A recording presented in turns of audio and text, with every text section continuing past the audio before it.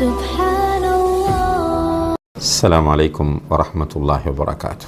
الحمد لله والصلاة والسلام على رسول الله أما بعد.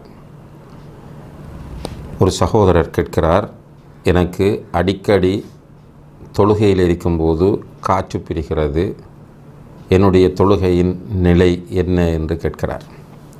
அன்புள்ள சகோதரிகளே, காற்று பிரிவது என்பது வுதுவை முறிக்கக்கூடிய காரியங்களில் ஒன்றாகும். ஒருவர் வுது செய்து விட்டிருக்கிற நேரத்தில் காற்று பிரிந்து விட்டால் அவர் தன்னுடைய வுதுவை மீண்டும் செய்து கொள்ள வேண்டும்.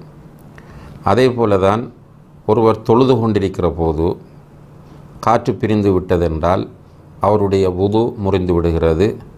எனவே தொழுகையும் அதோடு முறிந்துவிடும். எனவே அவர் உடனடியாக வெளியே வந்து வுது செய்து கொண்டு புதிதாக தொழுகையில் இணைந்து கொள்ள வேண்டும். இப்போ ஒருவர் இஷா தொழுது கொண்டிருக்கிறார், 3வது ரக்காத்தில் வைத்து காற்று பிரிந்து விட்டது என்றால் அவர் உடனடியாக தொழுகையை விட்டு வந்து வுது செய்து மீண்டும் புதிதாக தொழுகையிலே இணைந்து கொள்வார். இப்போ அவருக்கு 1 ரக்காத்து தான் ஜமாத்தோடு கிடைக்கும், ஏனைய 3 ரக்காத்தையும் எழுந்து அவர் தொழ வேண்டும்.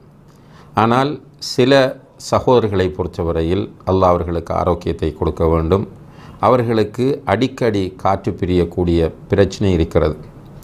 இவ்வாறான சகோதரர்கள் என்ன செய்து கொள்வது என்று கேட்டால், அல்லாஹு தஆலா அல் குர்ஆனிலே சொல்லுகிறான், வத்தகுல்லாஹ மஸ்ததாத்தும், உங்களுடைய சக்திக்குட்பட்டவரை அல்லாஹுவை தக்வா செய்து கொள்ளுங்கள். லா யுகல்லிஃபுல்லாஹு நஃப்ஸன் இல்லா உஸ்அஹா, ஒரு ஆத்மாவை அதன் சக்திக்கு மேல் அல்லாஹ் கஷ்டப்படுத்துவதில்லை. வமா ஜஅல அலைக்கும் ஃபித்தீனி மின் ஹரஜ், மார்க்கத்திலே எந்த சங்கடங்களையும் நாம் ஏற்படுத்தவில்லை என்று அல்லாஹு தஆலா பல்வேறு இடங்களிலே சொல்லி காட்டுகிறான். எனவே இந்த சகோதரரை பொறுத்தவரையில் இவர் இகாமத் சொல்வதற்கு முன்னால், அதாவது இவர் ஏழியாக வுது செய்து கொண்டு இருக்காமல் இகாமத் சொல்வதற்கு முன்னால் வுது செய்து கொள்வது, வுது செய்து கொண்டு ஜமாத்திலே நுழைவார். நுழைந்த பிறகு இவருக்கு காற்று பிரியும். காற்று பிரிந்தால் இவர் தொழுகையை விட்டு போக வேண்டிய அவசியமில்லை. ஏனென்றால் இவருக்கு அடிக்கடி காற்று பிரியும். 1வது ரக்காத்திலே காற்று பிரியும், போய் வுது செய்து கொண்டு வருவார், பிறகு மீண்டும் வருவார், மீண்டும் காற்று பிரியும், மீண்டும் போவார் என்றால் இவர் தொழுவது என்பது சாத்தியமே இல்லாமல் போய்விடும்.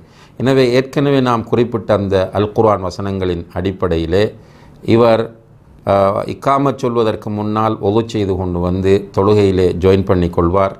தொழுகையை தொடர்ந்து தொழுவார். இடையிலே காற்று பிரிவதனால் அவருடைய தொழுகைக்கு எந்த பாதிப்பும் ஏற்பட மாட்டாது. மீண்டும் அவர் இன்னமொரு தொழுகை தொழ விரும்பினால் மீண்டும் அவர் வுது செய்து கொண்டு வந்து தொழுகையை ஆரம்பிக்க வேண்டியது. தொழுகையிலே காற்று பிரியுமாக இருந்தால் அவருடைய தொழுகை பாழாகாது என்பதை நாம் புரிந்து கொள்ள வேண்டும். வல்லாஹு தஆலா ஆலம்.